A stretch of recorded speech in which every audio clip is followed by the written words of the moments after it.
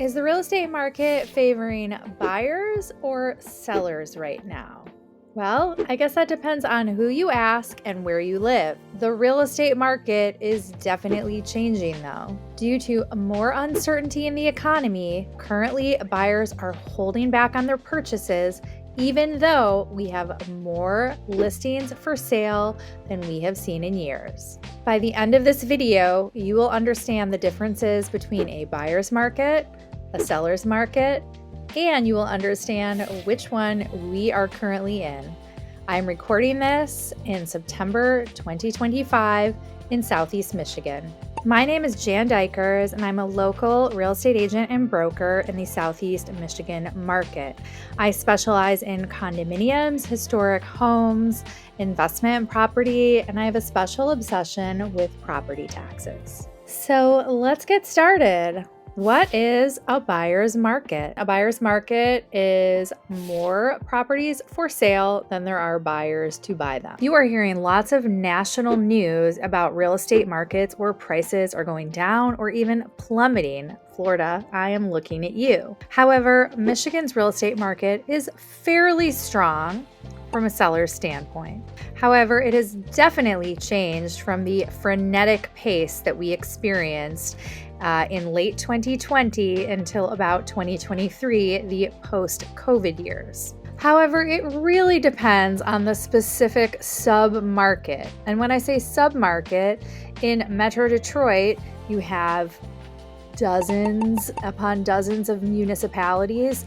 You have condos, you have luxury, you have low end, and all of those are going to perform differently. So we look at the averages, but sometimes we point out specific submarkets that are performing very differently. So let's take a look first at our entire MLS, the multi-list. This is the website that realtors subscribe to so they can look up all the properties that are on the market and all the properties that are pending and sold. And so if we look at every property in our MLS, which covers a big chunk of Michigan, you will see first, you will notice this waveform in this graph. And now that is seasonality.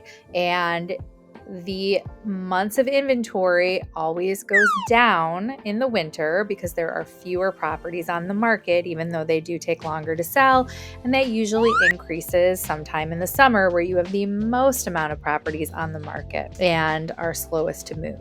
So what you will notice is that each year, the graph shifts upwards a little bit. And if you're looking at the end point of the graph, August of 2025, the last month that we have data for now, you will see that we are encroaching on an average among all the properties on the market in Michigan, that we are encroaching almost to 3 months.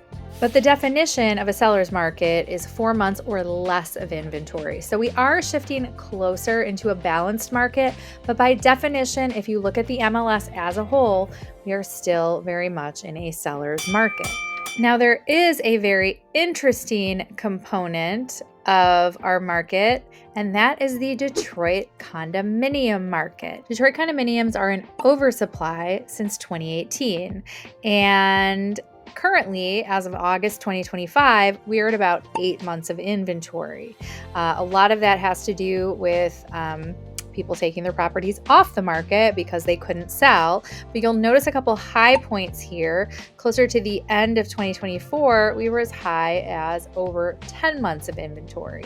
So the condo market is definitely a definition of a strong buyer's market because there are more properties on the market than buyers who want to buy them. Now, one market I did want to point out separately, I was looking specifically for a suburban market outside of Detroit that was starting to shift more into a balanced market. I thought the Royal Oak market was interesting, and I will show you this graph right here where you see going into 2025, an steadily increase of the number of months of inventory, peaking at about almost 4 months of inventory. So almost into a balanced market, seeing that coming down a little bit in August.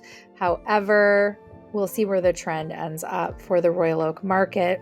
We're definitely seeing it favoring buyers a lot more in 2025.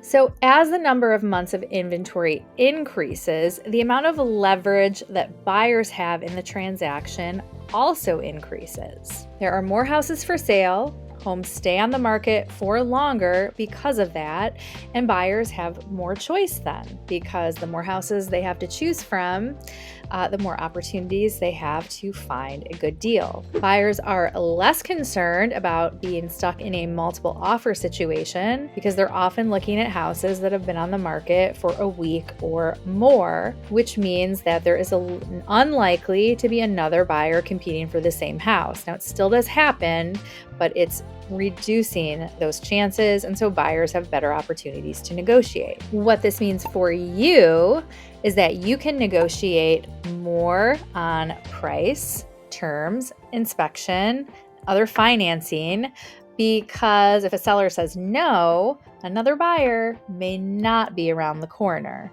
So sellers, because they really do want to sell, are more likely to be more flexible in their negotiations. Imagine walking into a store and everything is on sale and there is plenty of stock. You can shop around, compare pricing, even wait for prices to come down.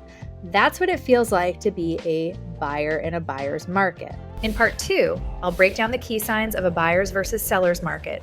We spent a long time, several years, in a seller's market, and before that, very much a balanced market post-Great Recession. If you're wondering what type of market we are in right now for your specific submarket, the type of home you want to buy, the specific neighborhood, area, and price point, and what it means for your goals, let's connect. I'll walk you through the numbers so you can make the best move.